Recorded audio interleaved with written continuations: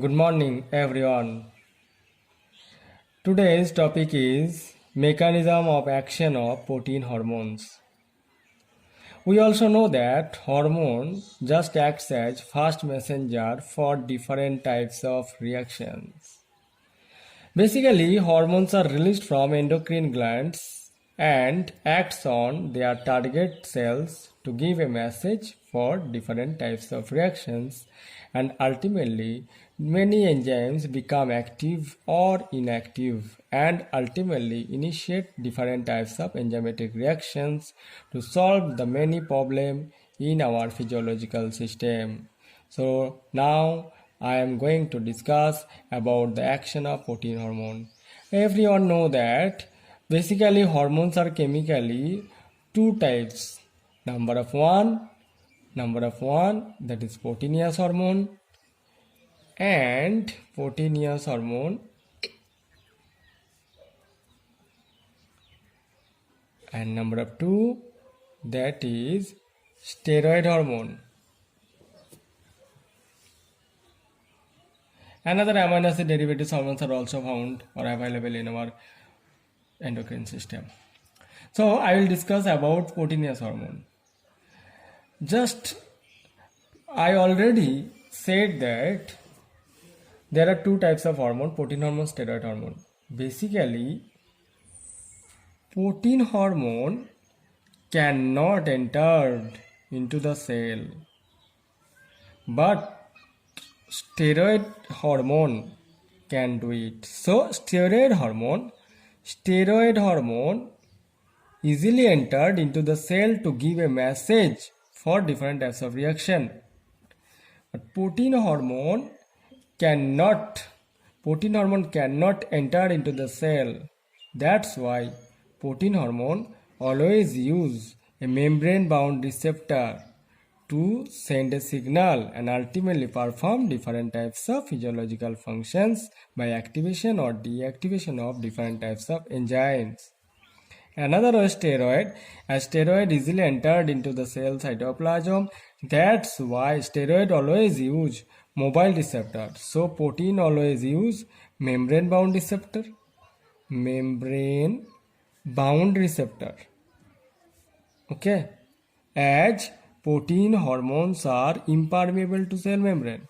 Another way, steroid hormone always use mobile receptor. Mobile receptor or cytosolic receptor,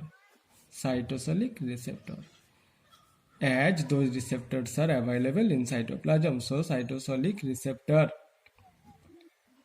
Now I will discuss about the particular mechanism of action of protein hormone. So we also know that there are different types of protein hormone. Basically, insulin is one type of protein hormone. Glucagon is one type of protein hormone. Okay. I will discuss about the mechanism of action of glucagon. Okay. So this is protein hormone. So how glucagon ultimately perform different types of function. So now I will discuss about the mechanism of action of protein hormone as well as mechanism of action of glucagon hormone. So as this is the cell membrane, this is the cell membrane bilayer. Okay, this is the bilayer model. This is cell. So glucagon, ultimately the main function of glucagon is to increase, this is increase sign, increase blood sugar level. So increase blood sugar level. So there are some reactions that are responsible for blood sugar level. The reactions are basically glycogenolysis. Glycogenolysis is one type of reaction that enhances blood sugar level. As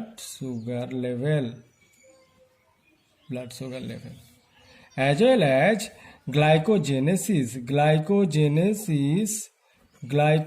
is one type of process that decrease blood sugar level, that try to decrease blood sugar level. That's why glucagon just enhances or activate glycogenolysis process but inhibit the glycogenesis process. So I will discuss about the mechanism of action of glucagon hormone. So how glucagon accelerate the rate of reaction of glycogenolysis and ultimately inhibit the process of glycogenesis. So this is just like liver cell, assumption it, just like liver cell. Okay, liver cell. So this is just like receptor. 1, 2, 3, 4, 5, 6, 7. This is 7 transmembrane receptor. This is ligand binding site because this site is complementary to glucagon. Okay, this site is complementary to glucagon. There is a special protein that is called G protein. So ultimately G protein, and G protein has 3 subunit, that is alpha subunit, beta subunit and gamma subunit. This is remain in inactive form. The GDP form G protein, that is inactive form. Okay, and there are another enzyme that is called adenylate cyclase. Adenylate cyclase. Okay, adenylate cyclase.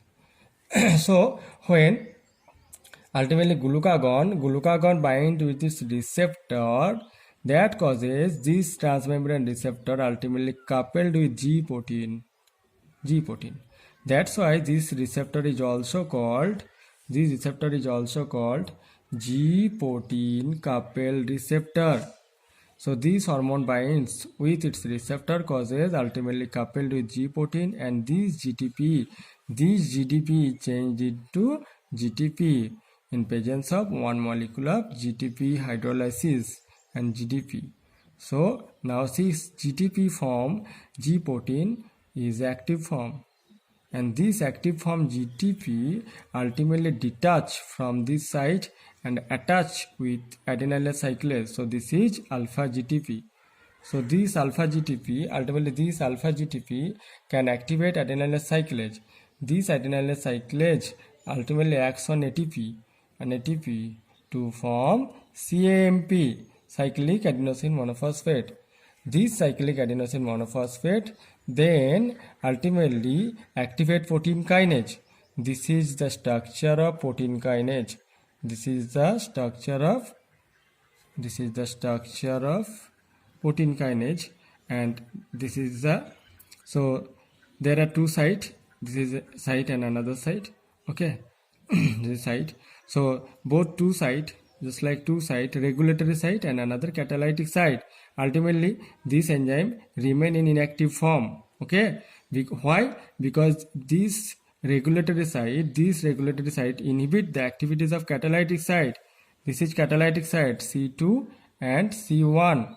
This is catalytic site, and this enzyme is called protein kinase. So ultimately, if we detach this regulatory part, so ultimately CMP is formed. Suppose CMP looks like this, like structure.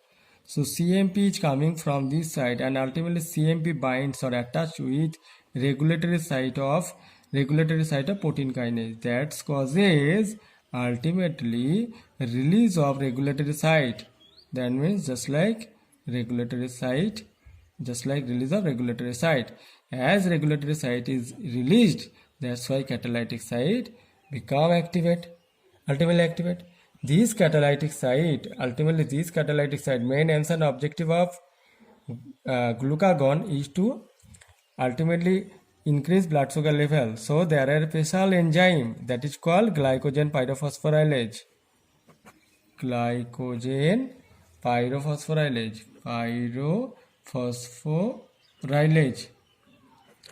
This glycogen pyrophosphorylase ultimately enhances the rate of glycogenolysis. Okay, rate of glycogenolysis. So this protein kinase, as activated protein kinase, ultimately acts on glycogen pyrophosphorylase, and ultimately phosphorylation of glycogen pyrophosphorylase.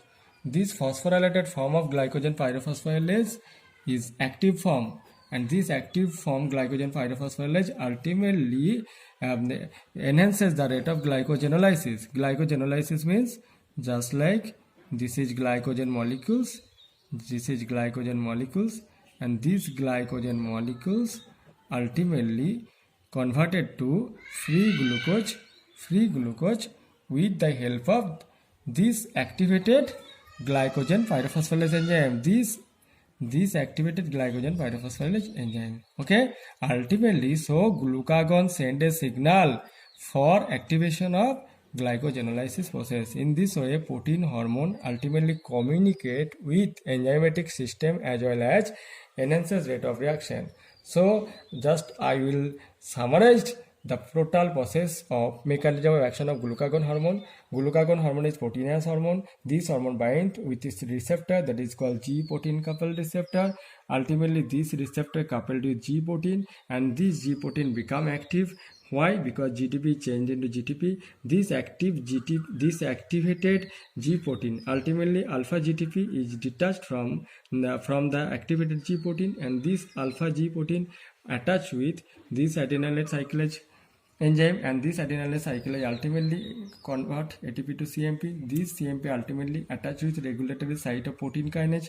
So regulatory proteins ultimately detach and catalytic site is released, and this catalytic site ultimately activate glycogen pyrophosphorylase by phosphorylation process, and then this activated enzyme acts on glycogen to form glucose, and ultimately glycogenolysis. So from this study, we can say that ultimately the protein hormone, though protein hormone cannot enter into the cell, but they can of course send a signal to the cell for a particular reaction by using second messenger. This is second messenger because this second messenger ultimately activate protein kinase. So everyone if you everyone focus on this study, and I am sure everyone can make a clear concept about action of proteinase hormone, and I will discuss about another proteinase hormone in next class. So everyone ultimately follow this study. I am sure everyone get facilities from this study. Thank you.